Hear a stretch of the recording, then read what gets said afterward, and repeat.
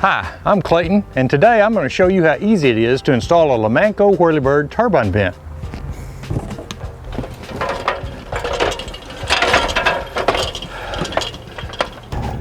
Now remember, the Lomanco WhirlyBird is an exhaust vent. And as an exhaust vent, it's only half of your ventilation system. The other half consists of intake. And this needs to be balanced 50-50 for a proper ventilation system. So you want to make certain that in your lower attic area, you have enough intake, the proper intake, to match your exhaust vents. To determine how many WhirlyBirds you need, just use the chart on top of the box. To help with proper emplacement, use the included instructions.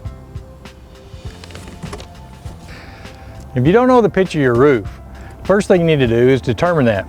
One way to do that is with the included pitch gauge that's in the WhirlyBird box. To use the pitch gauge, you simply put the roof peak mark at the roof's peak, use a straight edge, and simply read the gauge on the bottom of the straight edge. We can see that this is a 512 pitch roof.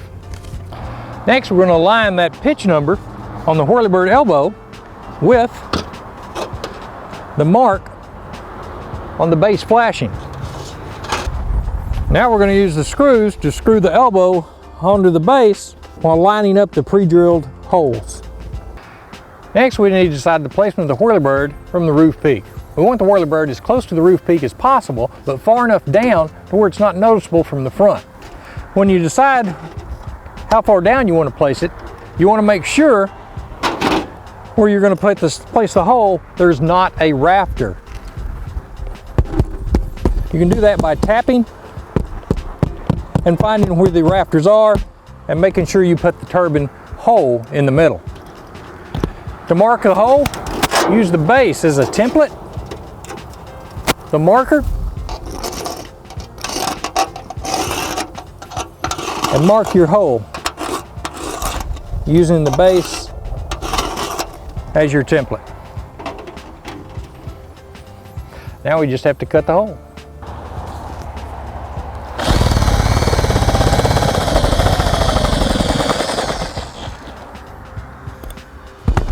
After your hole's cut out, you may have to loosen the shingles and also make sure that there's no nails that would get in the way of sliding the base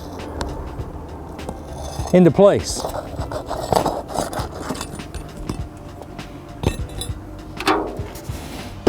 Take your base, make sure the bottom is pointing toward the bottom.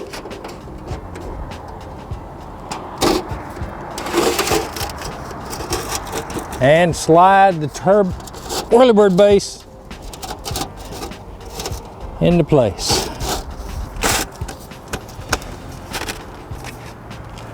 You get it in place, you want to secure it at the top, bottom, and sides with roofing nails. With the base installed, you want to now level the top of the elbow by turning it counterclockwise.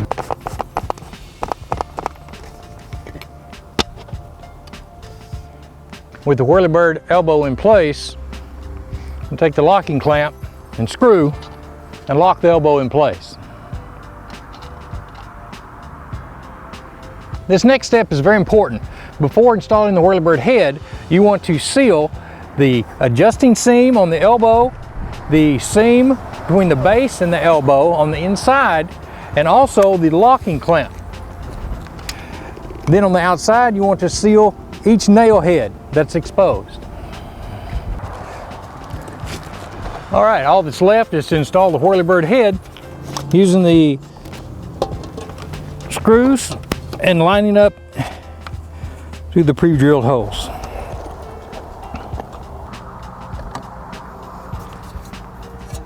Well, that's how easy it is to install your Lomanco WhirlyBird. Remember to match your intake's net-free area to your exhaust vent. And Lomanco has a complete line of intake vents that will help you do just that. If you need more information about Lomanco, check us out at lomanco.com, like us on Facebook, and don't forget to subscribe to our YouTube channel.